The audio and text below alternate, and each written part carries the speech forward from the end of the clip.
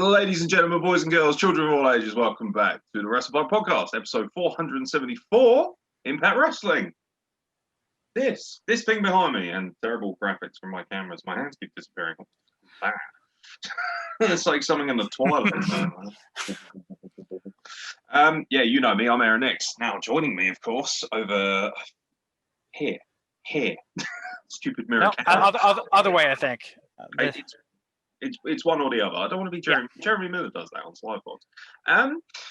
Yeah, joining me is my beautiful co-host. Look at his beard. Is he better than mine? I'm actually quite depressed. Like, Jesus, like yours has got more colour in it as well, mate. Like, welcome to the Beard Hour at Wrestle. We're just going to talk about Alcohol War Machine on now for the next hour. He's the Duke of Diabetes. He is the Maple Leaf Magician, the Oscar-worthy Ontarian. He's got twice, I'd say thrice the mic skills of Kenny Omega at this point, actually. And just a third of the insulin. And who needs that? That's overrated anyway. The Duke of Diabetes himself, Carl Wilkinson. Welcome back to the pod, sir. I mean, I wish I could say it was overrated, but it keeps me alive, so I do have to appreciate it to some extent, you know? That's very true. That's very true. There are a lot of things that I have a contentious issue with when it comes to COVID-19, but one of those is not messing around with people's medication. Like I've said last time, check your balls and ultimately look after yourself. Bow for glory, sir. You watched it now, haven't you? So now we can talk about it. I have. This is one of the first Impact pay-per-views I've actually watched since I was at Rebellion in 2019, I think it was. Wow. I did watch Slammiversary this year. I think that was the last one I watched, which was, if I'm not mistaken, the last major pay-per-view. But it's refreshing for us to talk about Impact Wrestling, so we'll just dive straight into it. Did you catch the pre-show, by any chance? The Deaners going over our boys, the Rascals.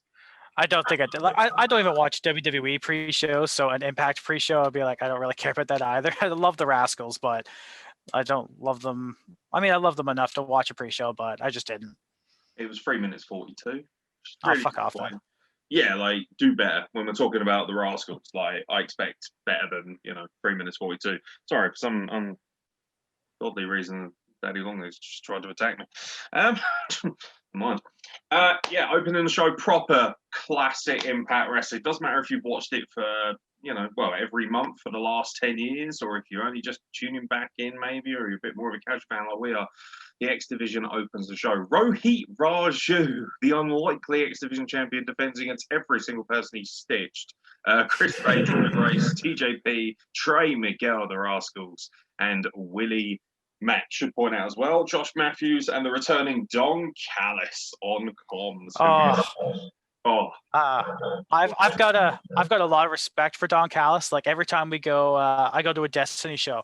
It's not owned by Santino Morelli anymore, but it was his wrestling school, Battle Arts, and it's called the Don Koloff Arena. But every time Don Callis is there, we all just chant Don Callis Arena, and we do it for about 10 minutes, and he just stands there basking in like the little shit-eating heel that he is just in real life. Yeah, I was going to say he enjoys it. He was fantastic on comms. Like, he always is. Yeah, I don't want to shit on Impact because I like Impact, but I do think that Josh Matthews is one of the weaker play-by-play guys in all of commentary. That's me being nice. I just don't like his style.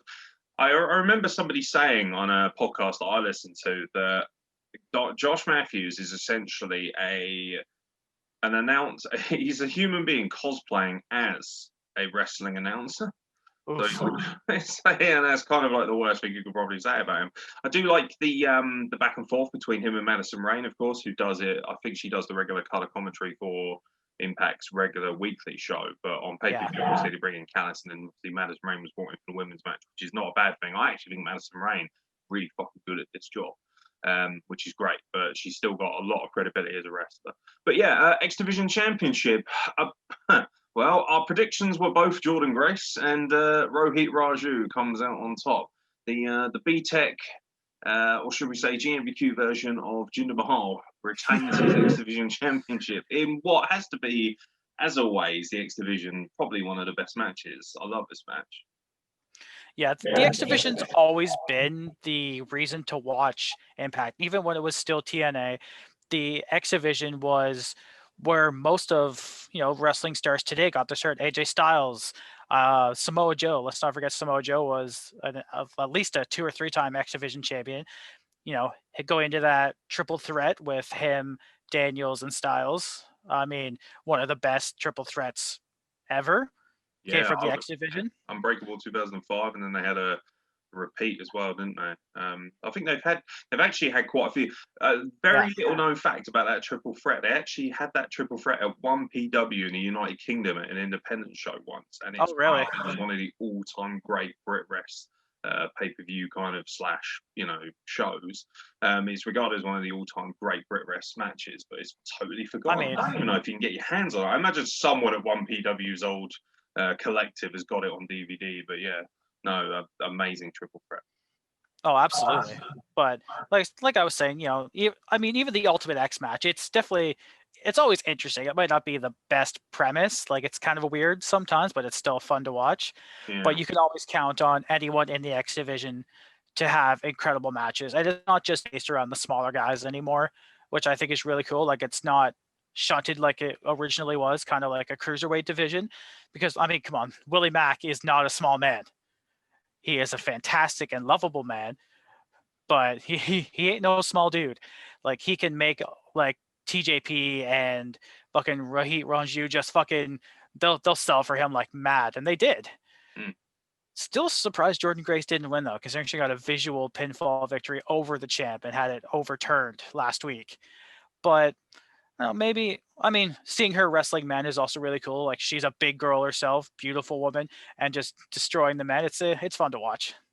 Yeah, Jordan Grace is one of the all-time great. Like she'll go down as one of the all-time great powerhouses of women's wrestling. And just wrestling in general, she's an incredible specimen of a human being. Like, and because of her size, people kind of turn their nose up a little bit at her. And then if you've ever seen her training, she does like these crazy forward flip handsprings and things, and you just think, holy shit, like a legitimate world-class athlete. I always watch Willie Mack matches. I think he's the most underrated wrestler in the world. I really do believe that. This is my opportunity to talk about how much I love him. He is so special. He's got, just buckets of charisma. He's got a great look, and he looks so different as well. He's not a body guy, chocolate thunder. He's just so powerful and so agile. Everything he does, like, even like I love how Don Callis, but you can tell that he's not obviously consuming the shows as much as he probably was, where he's going back and forth and probably got his, his finger in many, many a pie. And even he's like popping his tits off when he hits like an outside crescent kick. He's like, oh, that's just unfair. Like, it is unfair. Like, Willie Mack is so good. Everyone did so well in this. Like, you would have thought, oh, Rohit Raju is a bit of a joke, but actually really like comical in-ring worker, really vocal, really funny, very like aggressive, constantly talking, conveying a story, which you've got to do because they've opted for absolutely no fans. There's no kind of Thunderdome experience. There's no kind of, you can watch it on a screen and we'll show you in the background. They are very much exposed. It is literally just the wrestlers and the commentary team out there with a few cameramen.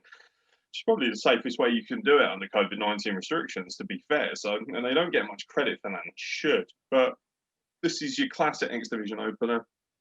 TJP at one point had like 4 people in a submission, which I thought was just amazing. Like Captain Octopus had his best. Like, yeah, Jonathan Gresham would not go amiss in this company, I think. I know he's signed to Ring of Honor, but I'd love to see him wrestle TJP.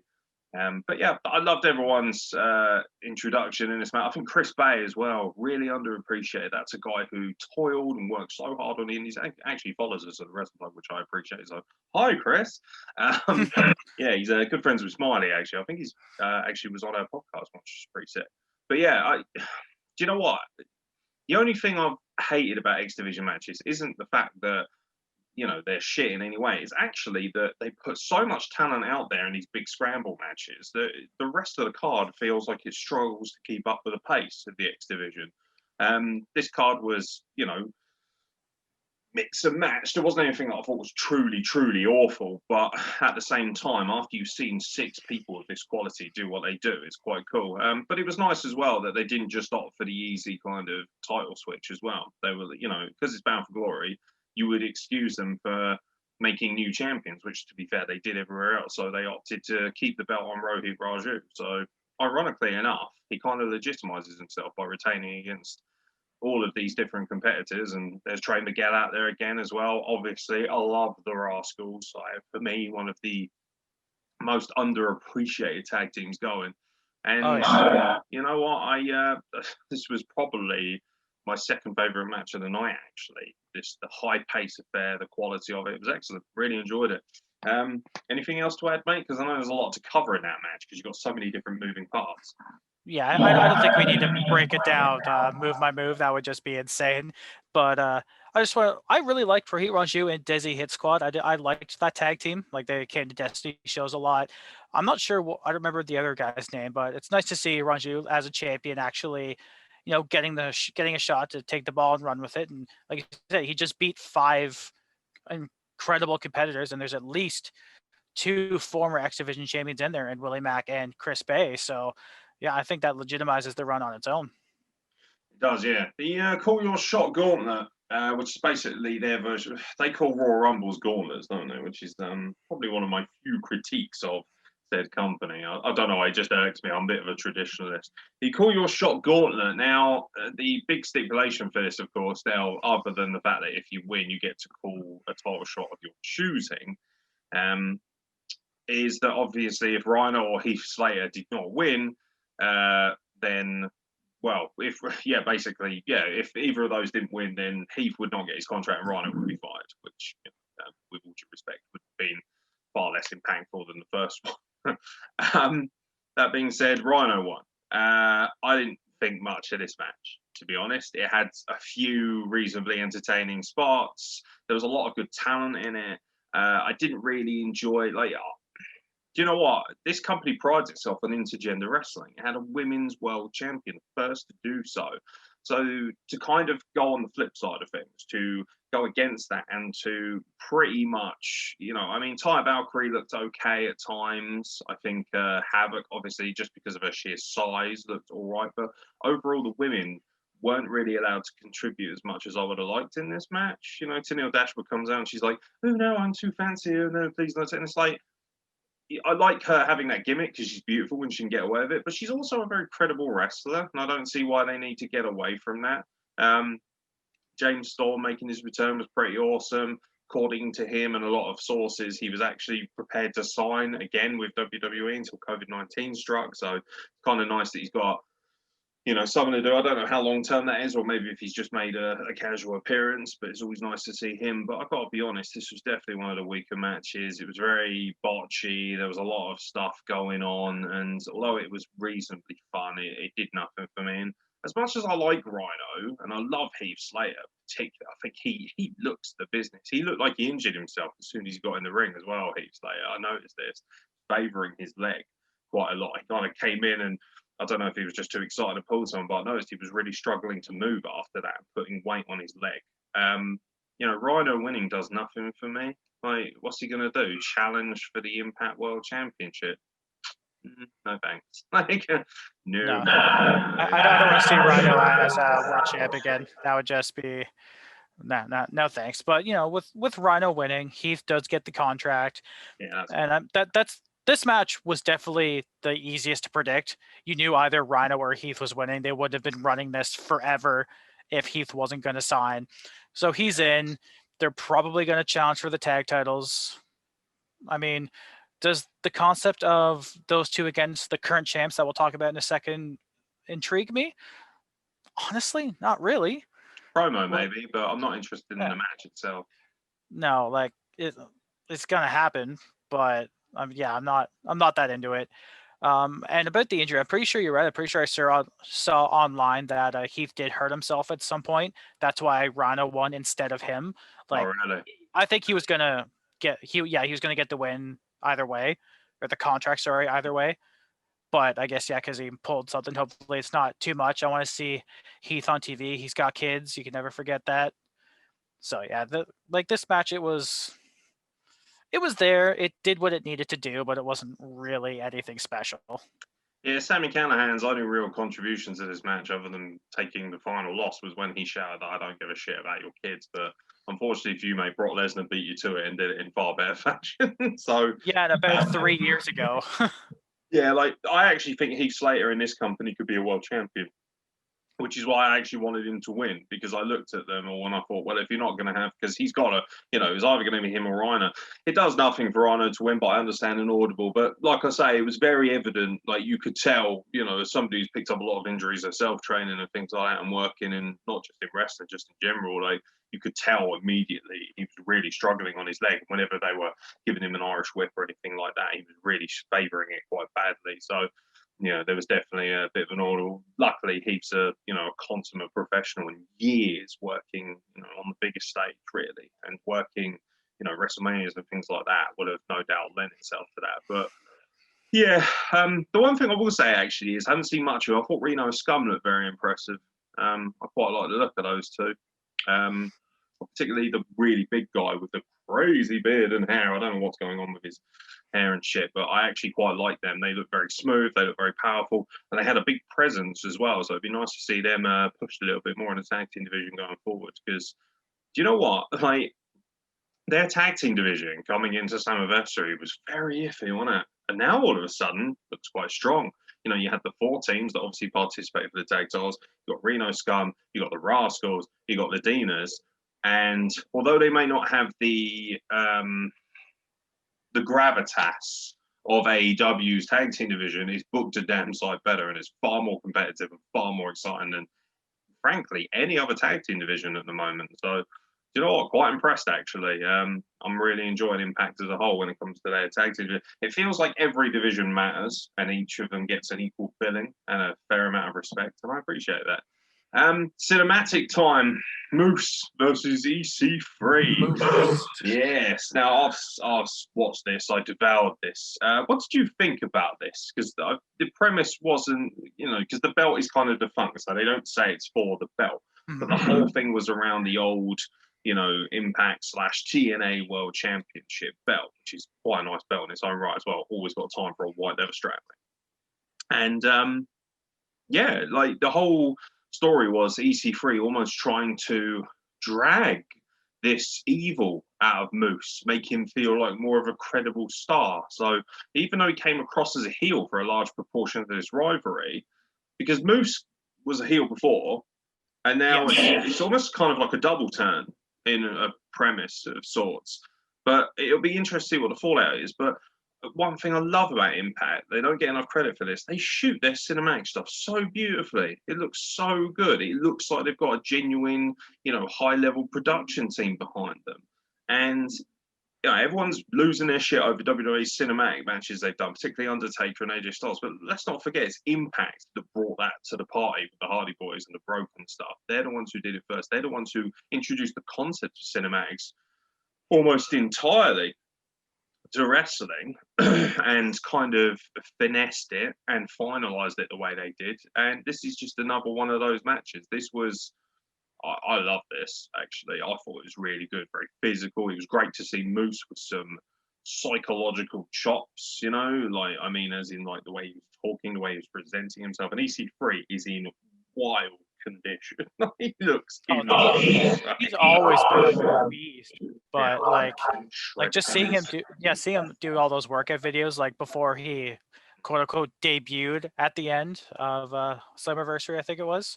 The man's he's built out of granite. Michelangelo chiseled that shit out of stone. And you're right, like the cinematic matches, with all the broken stuff. I know Jeremy Borash had a really big hand in that stuff. I'm pretty sure he's with WWE now. I think he's backstage somewhere. Yeah, he works as an agent for them, actually, a booking agent. Yeah, which is pretty solid because I think he his ring announcing wasn't awful. Like it was pretty good. He was in the AJ Styles documentary. They chronicled the 24/7 thing they have. Yeah, he was in there.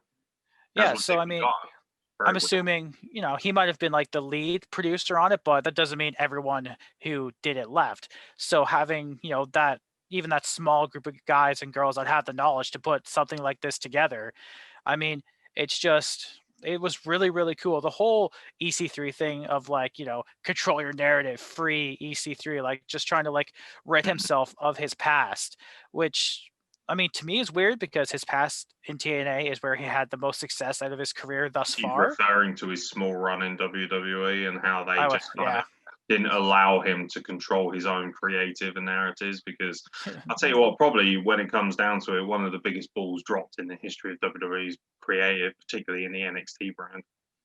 Well, yeah, I mean that when they brought him up, like instead of letting the man do what he does best and talk, they shut him up. They fucking sewed his mouth shut. I'm like, you took away this incredible man's biggest tool, his charisma, his ability to speak. Like he's not, he's not a mat technician. He can work reasonably well, but definitely his biggest strength is just his presence, his physique, his voice.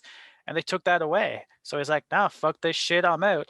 I'm going home and I'm gonna chase the guy who quote unquote has his title, like his biggest success.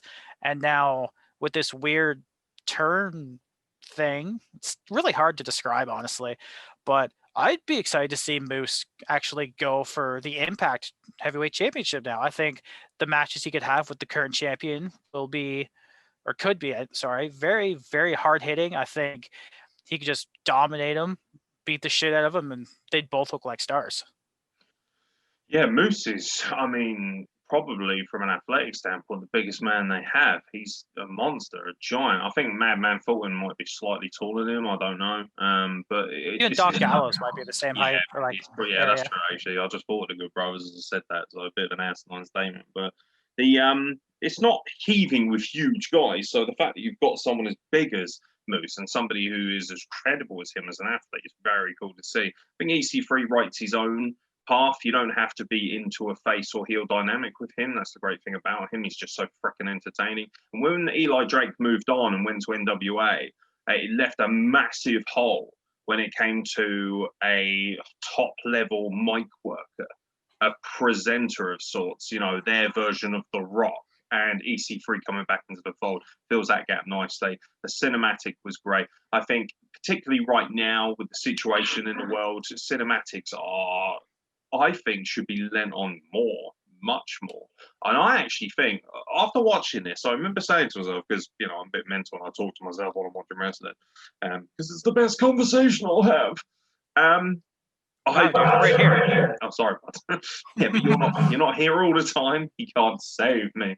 But for me, I remember saying to myself afterwards, I feel like this is the future of wrestling. I feel like wrestling needs to explore this avenue more. I would love to, and Lucha Underground really explored this as well, and doesn't get enough love for it.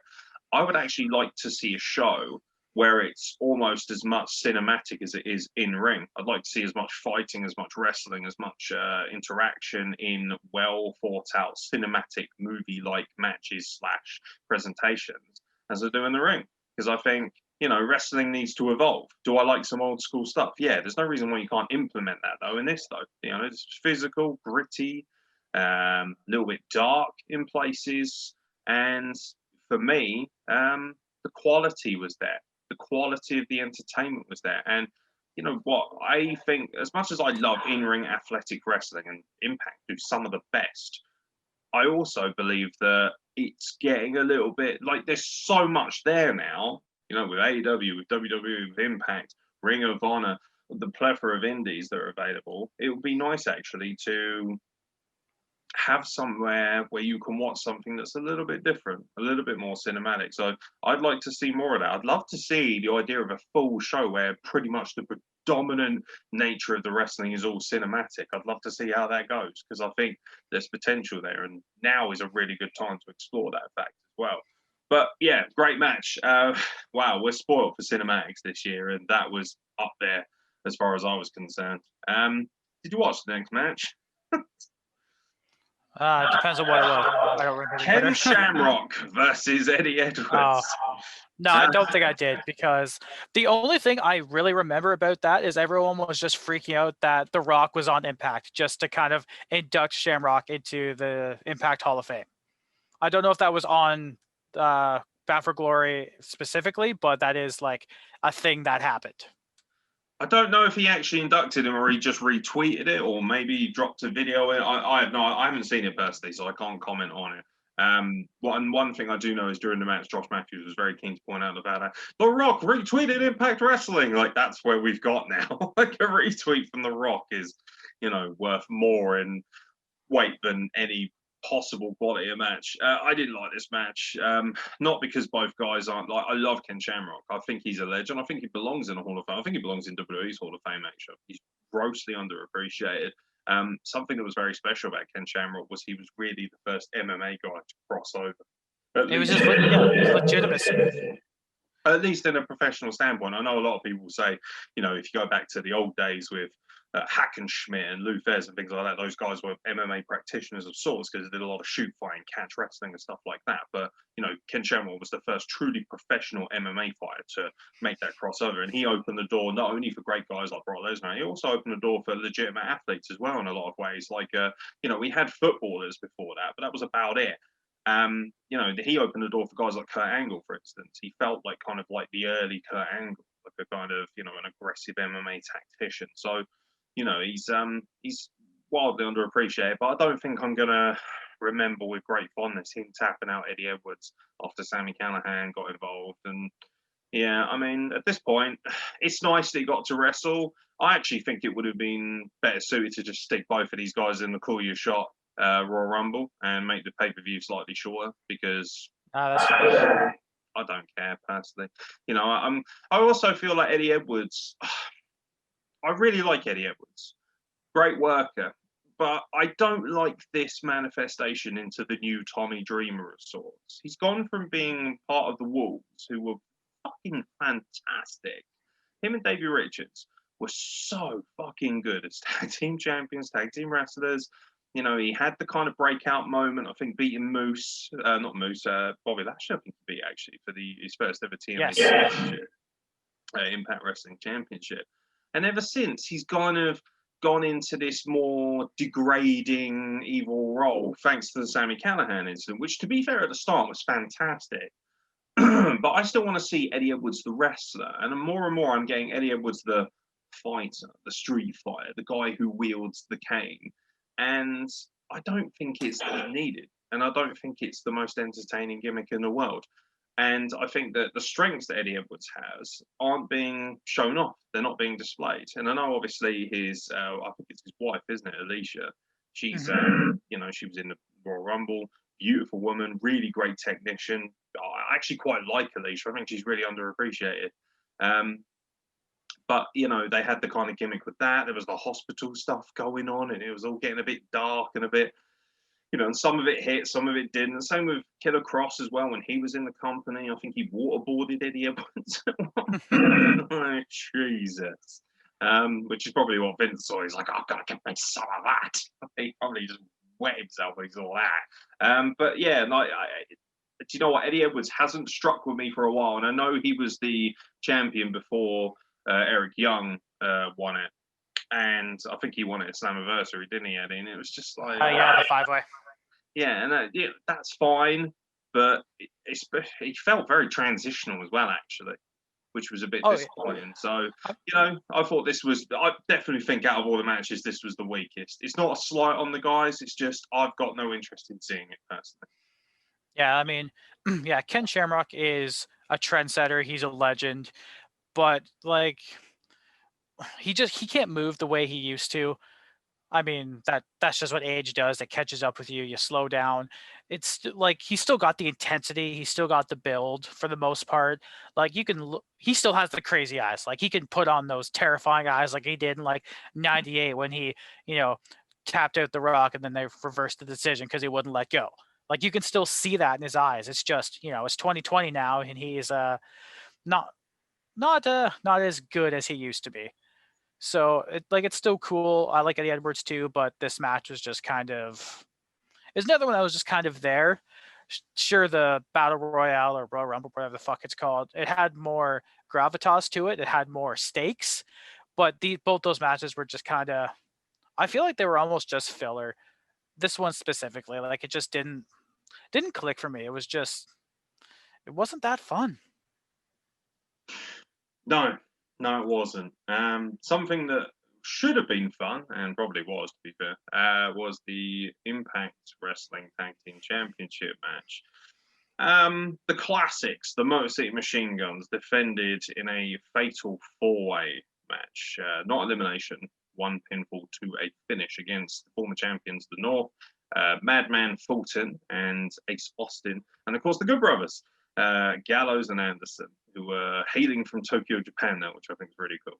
I like their T-shirts, by the way, the whiskey, Good Brothers whiskey stuff. Oh, yeah, they're really nice. Yeah, if anyone wants to know, my birthday's coming up, so if anyone wants to buy me one of those, feel free.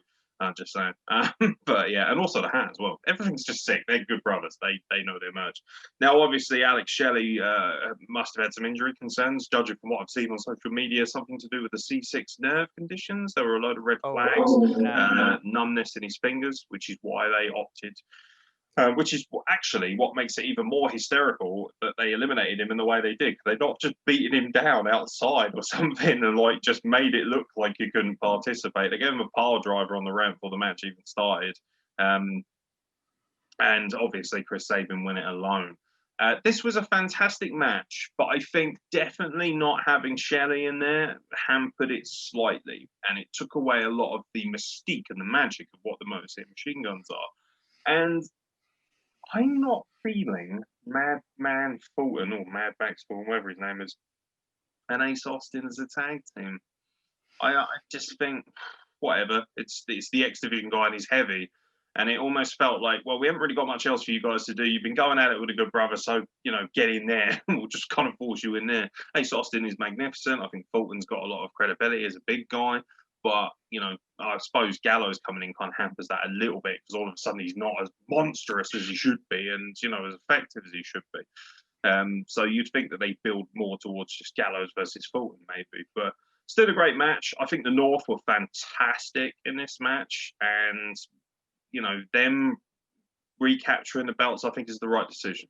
I think they're the best tag team in Impact. Yeah, I think they could be argued to be the best tag team in the world. I think Josh Alexander is one of the best wrestlers in the world. And also, sneaky little submission from me. First of all, their promo before this, I don't know if you saw it, where Ethan Page was going a little bit slightly spare. He's fucking fantastic, Ethan Page. So entertaining, so funny, but also so credible. He's really big, massive guy. Like, he's not a small man. Like, you should see his body transformation, because I remember after because I hadn't met him yet, I'd seen him at shows and stuff, but the first time I met him, ridiculously nice guy. Both him and Josh Alexander, I just got to say on a personal level, are so cool. I know you've done this. I got to hold the Impact Tag Team Championship. Yeah, I got to hold one over my shoulder. Yeah, it's so cool. Which one did you hold? Do you know? It was Josh Alexander's. Yeah, I got to hold Bobby Roode's. Which is pretty cool. Yeah, see? A fucking hometown boy. Let's go. Yeah. But these guys are just so funny, so good. Ethan Page's body transformation, if you looked at some of his Instagram posts and stuff last year, this guy has been just bulking up. He is fucking massive now. He's a body guy. That's his thing now. Yeah, he was always quite a thin guy when I first saw him. So yeah, but he's huge now. Yeah, and now the fact that they're the champs again, I'm obviously really excited about. I don't like the fact that Motor City Machine Guns were almost just I think they just did it for the nostalgic pop, and then they're okay, well, transitional. Yeah, then we'll just give it back. But I want to look at this match as a whole. These four teams, this Fatal 4-Way Tag match was infinitely better than the one we got on Dynamite. Yeah. And Impact is it's got such a small audience. I'm pretty sure it's region blocked over there for you guys on Twitch for some reason. Yeah, we can't watch it on Twitch, which is weird. I know they've picked up. I think they're appearing on Premier Sports or something now, which is a very difficult channel to actually access unless you have the big cable packages. It's even then even though it is still accessible on TV over here, it's still very hard to get at. And as much as I'm not a huge fan of AEW charging people to watch their weekly show and stuff like that, it is easily accessible. I think you can watch Impact via the Fight TV app, but again, you have to pay for it. And as much as I like Impact, and I think they do deserve at times money, one of my big things, which I want to mention at the end of the show, is the fact that I feel like they are pricing themselves out of the market a little bit when you look at their competitors. And it's something I think they should address. But I really like this match. But like you say, it just felt like everything was a setup for the North to retain. The quality of the match itself was never in doubt. Going back to that promo beforehand, Josh Alexander, I rarely get to see him without the hat, the helmet on, the headgear. Oh, like the headgear, yeah. He's really fucking good looking. So you stood there in his t-shirt, right, and his jeans, and I was just like, that guy's well fit. I was just sitting there thinking, that's one handsome motherfucker right there. Like, and it's so weird seeing him in like normal gear. I was just like, I'm so used to. I've never seen him without his headgear on. I was like, wow, that's pretty cool. So yeah, I'm a huge fan of Josh Alexander. I think he could be their champion, their heavyweight champion. I think that I think almost in a way, it's a shame that they're so fucking good as a tag team that it kind of stops because either one of those guys could be the heavyweight champion easily. Easily. I think if you look at just pound for pound, the amount of quality and talent, I think these two are the most talented wrestlers this company has. I think they carry a large proportion of this company. I think their tag team division has always been respectable because of them. And now they've got plenty of opponents, which is nice. I think their promo abilities, where it's nice to see that Josh Alexander's kind of been stepping up his promo game a little bit as well. I know he's had a lot more interaction from the talking side of things. It always used to be that he was kind of like the quiet gentleman berserker, and there's Ethan Page kind of just running his mouth. Like the end of their entrance when fucking Ethan Page just sits on the apron and just looks at the hurricane and just waves like a little shit-eating heel. I love it. Those two. I love him. They're so entertaining. It's so much fun. And like I still got to give props. I like Ace Austin. I think he's really entertaining. Our friend Trish made a lovely design for Ace Austin. Did you see it on Twitter? Oh shit! No, I haven't seen it yet. Yeah, it's apparently going to be available as a T-shirt soon. So you are watching this Ace Austin, which I'm really excited about. Really, really throw for Trish as well, because she's an amazing artist. I just thought that was worth dropping in. So if you see it soon, it was this beautiful comic animation of a card, like the upside down kind of card thing that you get with both sides, and she made that. So yeah, check it out, guys. If you see it on Twitter, we'll retweet it again so people can see it and share it, because it's a piece of art that's worthy of that. No, that's awesome. But like, the Good Brothers not winning, I don't think damages them. I mean, they're definitely the biggest names, I think, in the company right now. Yeah, just definitely. Like, they were definitely the two biggest releases from WWE back in April, I think. We all know how that went over with AJ and fucking how much he hates Paul Heyman now. It's hurt AJ Styles a lot more by the look of it. I feel like it's actually hurting. I mean, he's got a hell of a heavy now, so. Yeah, I know, right? That case is like both of them combined. Yeah. Monstrous. Yeah, so I don't think these guys are, it doesn't damage them in any way. They're two incredible guys. It's so cool to see Machine Gun Carl back. It's cool to see Doc Gallows back. I don't think they need to win. I think they're there to help bolster the company, and they're not there because they want to fucking make it all about themselves. They're there because I think they believe in this company, and they can bring it up to, a legitimate competitor to both WWE and AEW, and I really respect that. Yeah, I think Gallows and Anderson are there for the entertainment value more so to, bolster that, and obviously doing their kind of like terrible or faux terrible shows as well, which is so much fun. The Talking Shop and Mania stuff is just, I love it. I love it. They straddle that line so well of stupidity and entertainment in wrestling. They do it so well. So entertaining. I tried desperately in vain to get them on the podcast when they left WWE. They're like, nah, we don't need that shit. I don't blame them either. Like, they've got their own podcast. They don't need to come on with us. And Talking Shop is one of my favorite experiences in wrestling, listening to them, especially when they were doing the stuff with Jericho when they're in WWE. They are an endless goldmine of entertainment. But I think the North winning the tag titles is the right decision. I'm pleased for that. I think that's always going to be a good thing. I think the Motor City Machine Guns, as fun as they are, like Alex Shelley, to obviously heal up, get better. Don't fuck around with your neck, mate, and your nerves. It's not worth your career. At this point, you've had an amazing career anyway. We've seen everything from the Time Splitters to the Motor City Machine Guns. There's not much left to do if you're Alex Shelley. So heal up, mate, and hopefully we might get a bit more of it down the line. But I think there's plenty of tag teams now that can step into the fold, and I think it was nice for a little nostalgia run, but it's also nice to know that the prominent tag team have the belts again, because that's important to me. The Knockouts Championship, the women's title of sorts. Deonna Purrazzo defends against not Kylie Ray.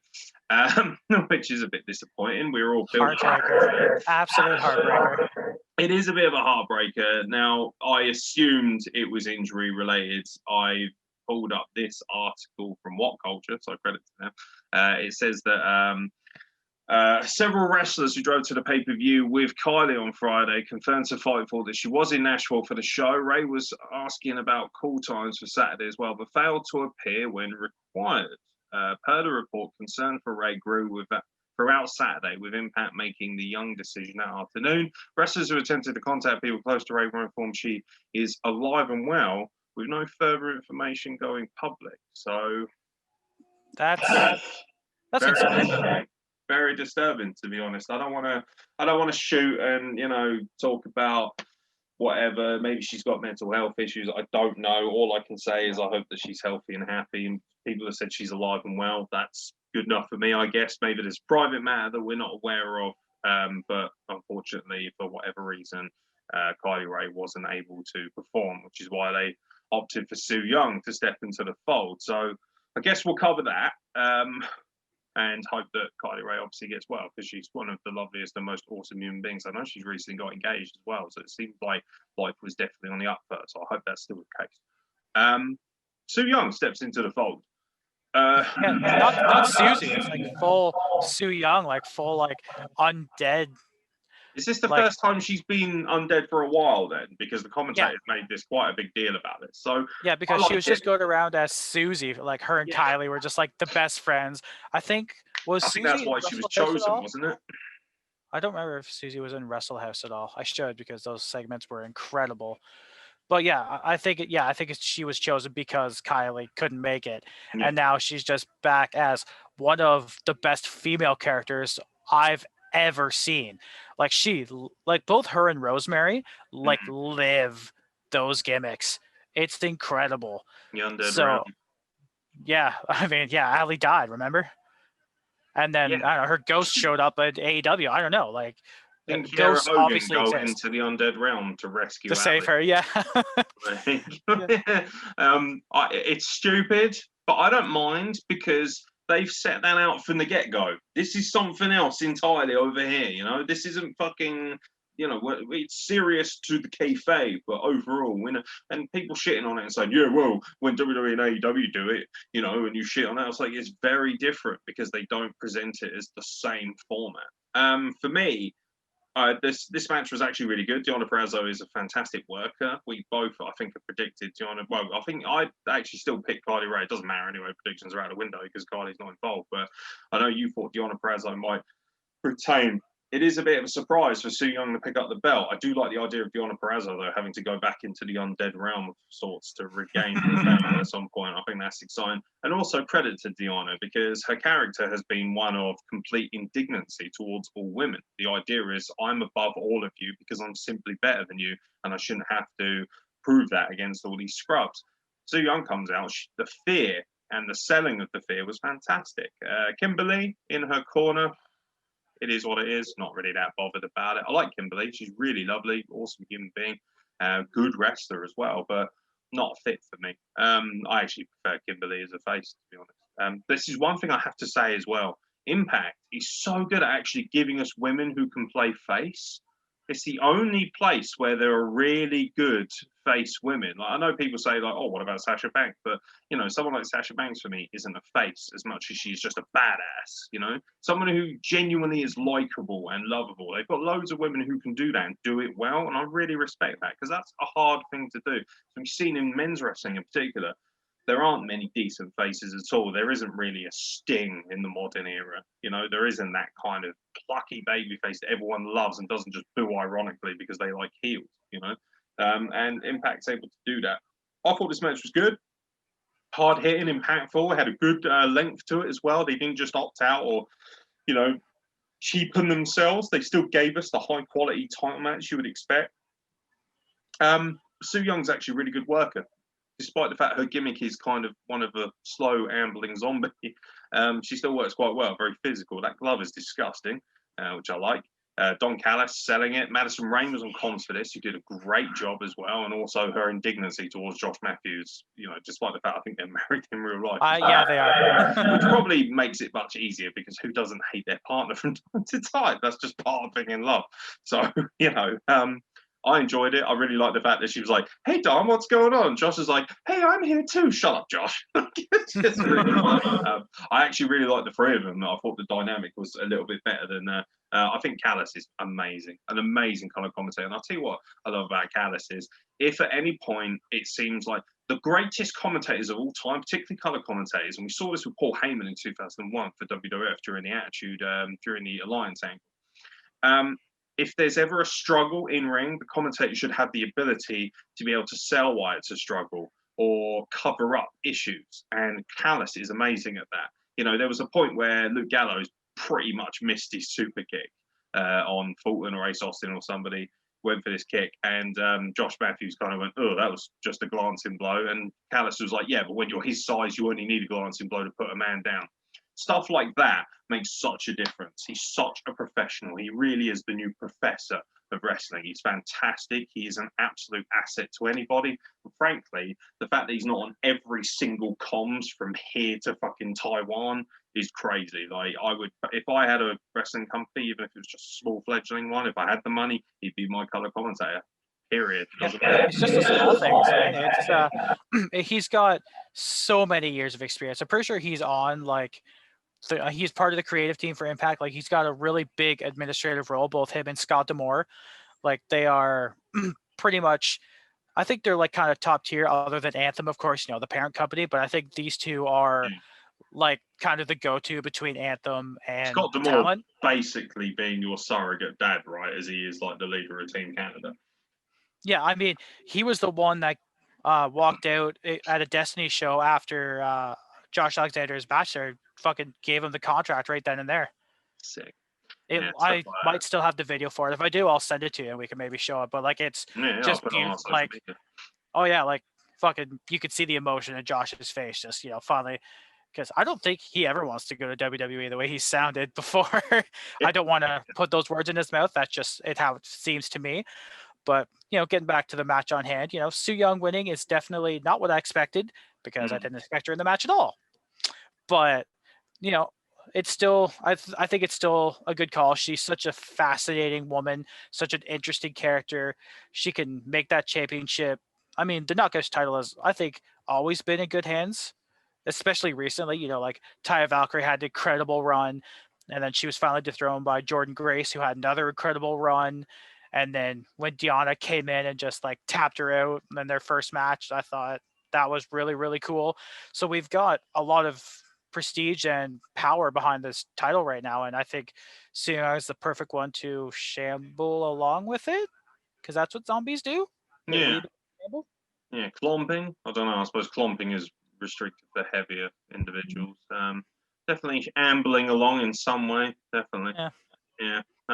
Either way, I don't want to get in the way of that. I'd like to see a return of the coffin as well. It'd be really funny, actually, if on this week's Impact she just turns up as Susie and she's like, "I found this belt. Like, I don't know what happened." Just like, I think it'd be quite funny.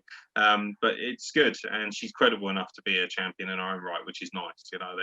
They could have made a mistake here, and ultimately, since D'Amore and Callis have took over, their booking has been lights out, and they deserve a lot of credit for that. And if they were on a much, I know they're on Access TV, and people turn their nose up at Impact. Being on TV of any kind is still a fucking achievement. It is not easy to be on any kind of TV channel or on pay-per-view or anything like that. It takes a lot of effort to do that. And do you know what? I'm really enjoying this product, and every single time I watch these, I think I hate myself for not watching the weekly product more and putting more effort in and covering it more for the podcast. So I absolutely have my word right here, my promise to anyone who's an Impact fan who might be watching this. We will endeavour to cover it more regularly and talk about it on the weekly show, because it deserves it. It really does. The main event was one that a lot of people turn their nose up to as well.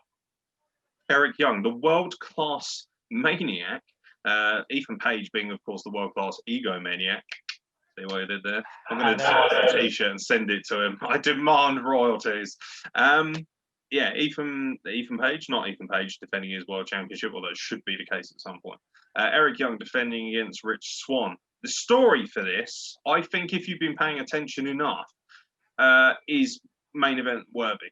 And they've done a good job of selling this. The injury, Rich Swann, has had so many difficult times in his life, of course, with the domestic abuse situation involving him and his partner Sue. They're obviously very happy now, which I'm really pleased for. So I'm not going to drag that into it and stuff like that. But he's had a lot of things going on, and obviously he had a very tumultuous time, a very difficult time as a young man as well, losing his parents at such a young age.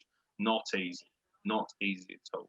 And I like this. I like the emotion. I like the work. It's lovely to watch some matches recently. And we'll talk about this on the Hell in a Cell coverage as well. The quality of this match was in the fact that they allowed it to breathe. There was really good pacing here. Everything took its time. It wasn't just 100 miles an hour. I love the fact Eric Young from the get-go was like, I'm going to be a shithouse. This is on you, Scott D'Amore. You're the one who came out here and called me a piece of shit and made this match. I'm going to I'm going to punish you for this. I'm going to take out your blue-eyed golden boy. I'm going to break his leg again. I'm going to go for his joints. I'm going to try and break his freaking neck, which is what he tried to do. I like the storyline behind it. And Rich Swann was magnificent coming from underneath as that plucky babyface, that never say die attitude. I love this match. The storytelling aspect of their main events is some of the best in wrestling, and it never gets the credit it deserves.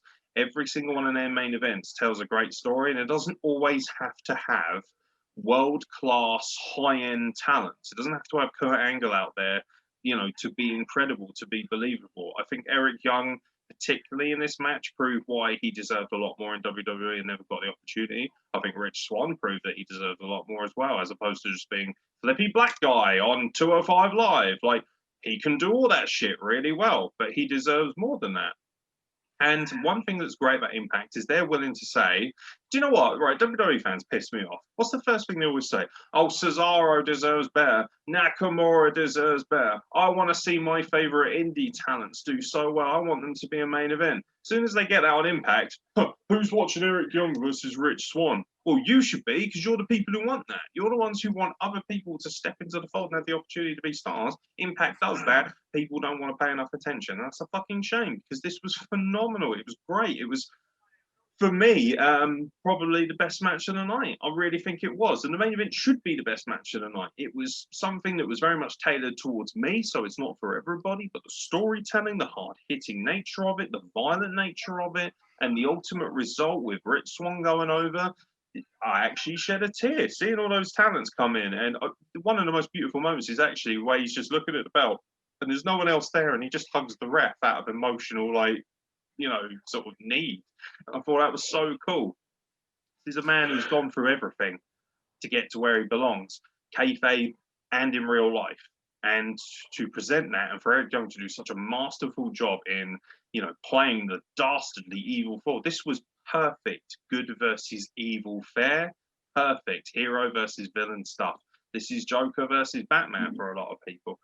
This is almost Superman versus Joker, actually, really, if you want to, probably for a better analogy, just because of the sheer maniacal nature and how pure Rich Swann is on the flip side of things. I thought this was excellent. I thought this was really top quality, high quality stuff. And like I've said to you, if this was the match that had been happening, like for instance, if Drew and Randy Orton had this kind of match at the last pay-per-view, or anyone in WWE or AEW had a match like this, Meltzer would be wanking himself silly, giving it 7 stars. We'd all be fucking losing our shit. The internet would be melting down because it's on Impact.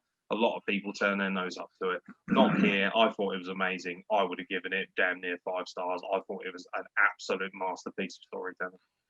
Hang on, let me for a second. It would be Superman versus Lex Luthor because, world-class maniac intelligence. It's fine. We'll just we'll let that slide because of how wonderful this match was. It's been building since Eric Young came back at Slammiversary and that 5-man when he went right for Rich Swann's leg, just like beating the shit out of him. And then, I think it was the week after Rich Swann's like, yeah, I got to retire. And then Young beat him up again. And then you even see Young attack him when he Swan's doing rehab. Like they have one of their announcers there. He's like, "Oh, how he's doing?" Oh, yeah, Rich is doing really good right now. And then you just see Eric Young just fucking out of nowhere, like slam his leg into the weight machines, like drop some fucking dumbbells and shit on him. The story alone, I think, is like 5 stars. It was just so incredible the way they did it. And like you said already, it makes you realize how valuable both men are and how much WWE wasted them, especially with Eric Young on the main roster. Because say that he had an incredible run, and then they just kind of and nothing happened. But now he's back in Impact. I think his home, because let's remember how popular he was back like 2012. I think 2012 to 2014 era. He had a world championship run then, and it was kind of like a Daniel Bryan-esque story.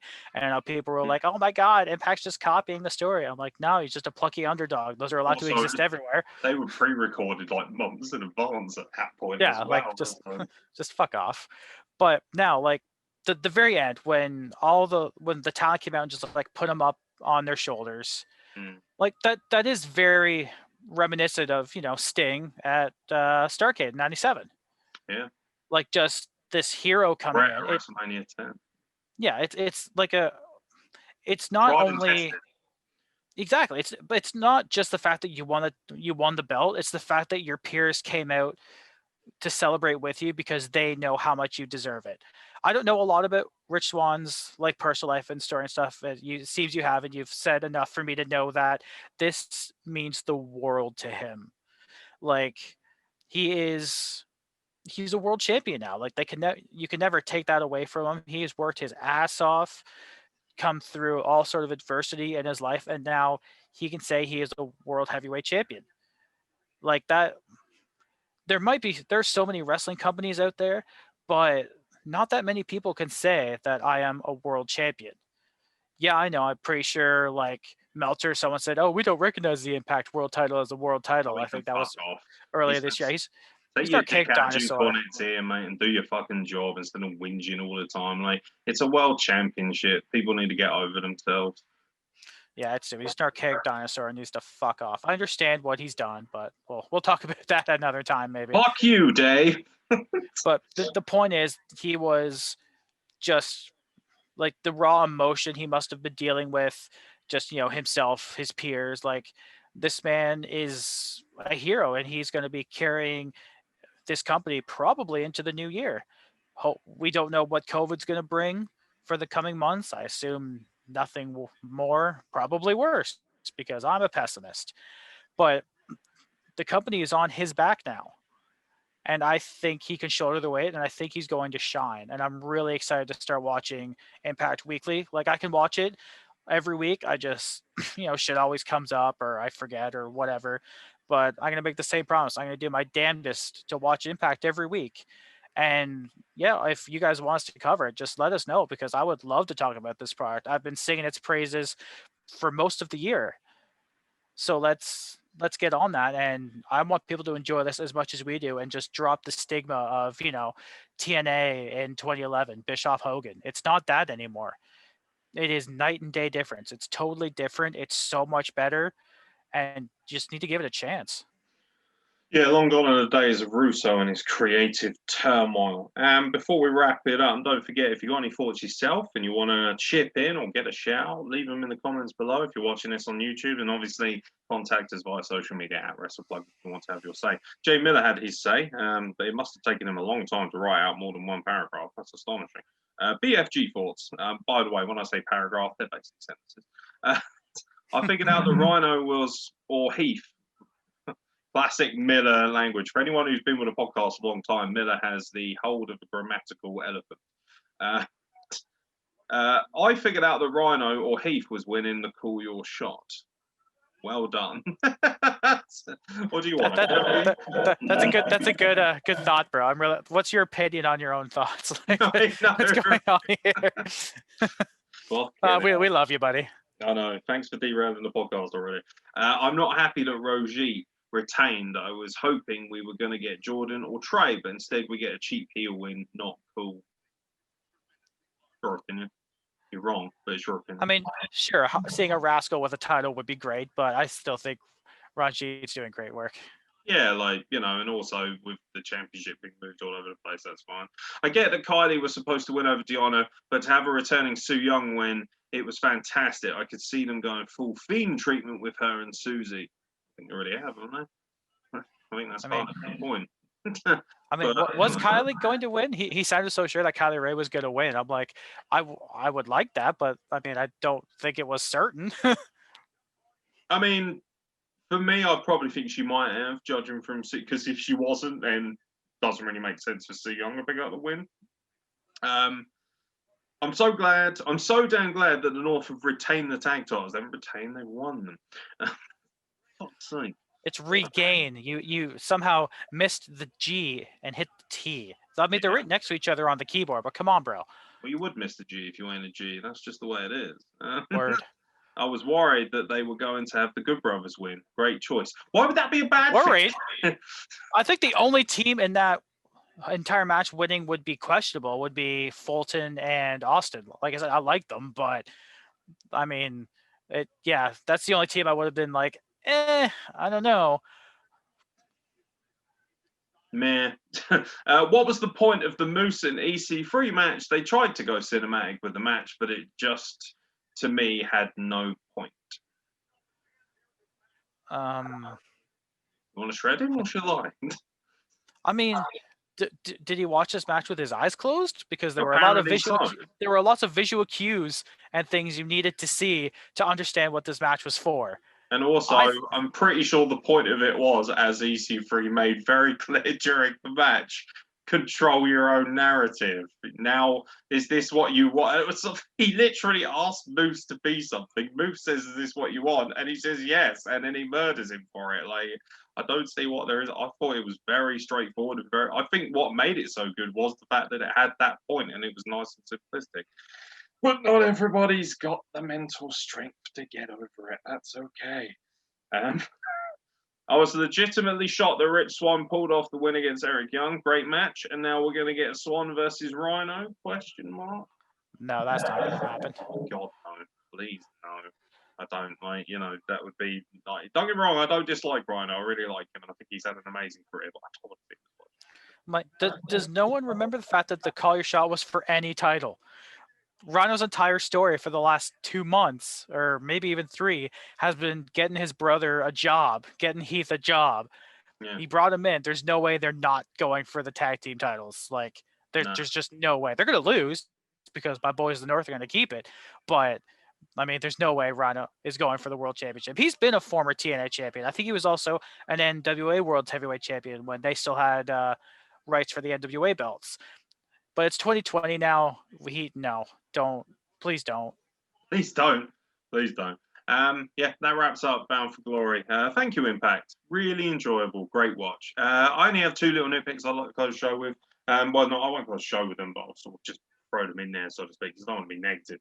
£20 is too much for a pay-per-view on Fight TV for a company of this stature. I get that you've got to make your outlays and things like that, but asking people to pay, what is this? I think it's about 30 Canadian dollars. Don't know how much. Right closer to 40 because the Canadian dollar is garbage. The loony. You love it. You love it. It's great. Yeah. I still don't get it. Although we're sterling pounds, whatever. It's all dumb at this point. Anyway, all currency will be defunct soon when the great machine takes over and ruins our lives. Control is the future. Anyway, conspiracy theories aside. I just think that there are little things they could do to make it more accessible. For instance, the Twitch stream. Get rid of the region block. There must be some workaround there. There must be somewhere doing it. Or even airing like a slightly modified version for UK fans on their Twitch, like whatever. And also charging people that much for pay-per-view. It's with all due respect, like, as much as I don't champion WWE, but you can't say that WWE isn't the best value for money out there. It's £10 a month for access to their entire back catalogue and pay-per-views. Now, if Impact Plus did that, fine. As far as I know, Impact Plus doesn't show the pay-per-views. You still have to buy them separately. Make it all-encompassing. you've got an amazing back catalogue. Think of all the great stuff. The X Division alone, Samoa Joe, AJ Styles, Christopher Daniels, LAX, Team 3T, all the nonsense with Jeff Jarrett and Scott Hall. You know, we are the kings of wrestling. Like, all this stuff is fun and entertaining and crazy and even stupid, and market it all. Put it all in one package and say, yeah, you can also watch pay-per-views for free on this if you pay, I don't know, $10 a month, even less than that, whatever. But, you know, if you want people to pay attention to your product, first of all, you know, you've got it on TV. That's great. Make sure it's accessible. Make sure anyone can find TV easily. Second of all, if it's going to be streamed online, which is an amazing thing on Twitch, it's got to be for the world, not just for America. Come on. You know, and some people have said to me, region block VPN. I do have VPNs. I do have all kinds of region blockers. It doesn't work. Twitch are a very good company and have worked a way around that. So I just want to see a bit more accessibility. But if I have the opportunity, if I could dig it out, even if it means downloading it, you know, on some dodgy stream or watching it on Daily Motion, whatever it takes, I will watch the product because it's a good product. Make it accessible, particularly for UK fans. Because I'll tell you what, we are very loyal to a product. And at one point, TNA, I do believe, was getting bigger numbers here than it was in America because it was just so easily accessible. Because it used to be on Freeview TV over here, which everybody can have access to for literally next to nothing. So just a bit more accessibility and a little less coin. And I think this company can still go places. I'm positive about that. But all in all, fantastic. Great stuff. Great show. Definitely up there as one of the better pay-per-views I've seen this year. And that's no mean feat when it was up against Hell in a Cell the next day. We've got Halloween Havoc on Wednesday. You know, there's a lot of content to get into. And it stood its ground well and provided me with every bit of entertainment it could. And they didn't try and be clever and go 4 or 5 hours. It was 3 hours flat. It was perfect. Worked well for me. Good show. Great matches. Couple of duds in there that aren't my cup of tea. But all in all, Impact Wrestling, always flattering to see that how good it actually can be. Yeah, it was just a really nice change of pace because, you know, we're just so used to like the pomp and circumstance, of both AEW and WWE. And this is, I don't want to say like more grungy or more gritty, but it's kind of along those lines. It's just like you say, there's no fans, there's no wrestlers in the crowd. It's just the competitors in the ring, like 3 camera guys and the announce team. That's it. You can hear and see everything. And I like that because I remember not liking the fact that there were no crowds. I remember really disliking the silence. Yeah. But now with the Thunderdome piping in fucking boos and cheers and shit, that's so artificial, Kevin Dunn. You're a piece of shit. I hope you fucking wouldn't die. Piped in, this is awesome. Oh, this Christ. is Impact. Yeah, it's just it's such a nice change of pace, and putting on shows like this it's great, but like you say, it doesn't matter if they're great if no one can see them. So I'm going to echo the sentiments. Make it more available for the people that want to watch it. I guess that's kind of the only thing I could really leave it on here. Yeah, no, it was fantastic. If you liked it, if you enjoyed it, if you're watching this on YouTube, please leave a link below. A few people have said that they like the idea of Zooms, but also that they need to be much shorter because the last one, to be fair, the State Wrestling Dress was a big one. So I'll endeavour to try and splice some up and drop those just so you guys can check out some short videos and you can go from there. But yeah, like I say, leave a like, subscribe, comment, all that jazz. Not going to pester you for that, but obviously check it out. If you want to buy a t-shirt, prowrestlingtees.com/wrestleplug or wrestleplug.bigcartel.com. We're actually doing quite well with t-shirt sales at the moment. I want to say thank you to everyone who's chipped in. It will certainly help in keeping the podcast going past 500. So if it continues the way it is, then there is a very good possibility that the podcast will continue. So obviously, keep driving, keep sending the links out if you're a fan of the podcast. Even if you can't afford a t-shirt, just send the links to somebody, copy and paste them. Might make the world a difference. You never know who might look at it and say, do you know what? I like that t-shirt. I'll buy one. All makes a big difference. It's all, you know, none of it gets in my pocket. It all goes put back into the podcast for more content. Simple as that, really. And the freshest and hopefully most honest content around. We may not be the biggest podcast, but we try to be the most honest. So thank you very much, Impact Wrestling. I enjoyed myself. That'll be it from us. I've been Aaron Nix. He's been Carl Wilkinson. Which one of them? Whichever. We'll have to try and edit it. He's been Carl Wilkinson. He's been Carl Wilkinson. Whatever. Say goodbye, Carl. Goodbye, everyone. Thanks for watching. Thanks for listening. We will endeavor to give you more Impact coverage in the future because it is fucking good. Yes, we will. And until then, we'll catch you very soon for more content from the Wrestle Blog.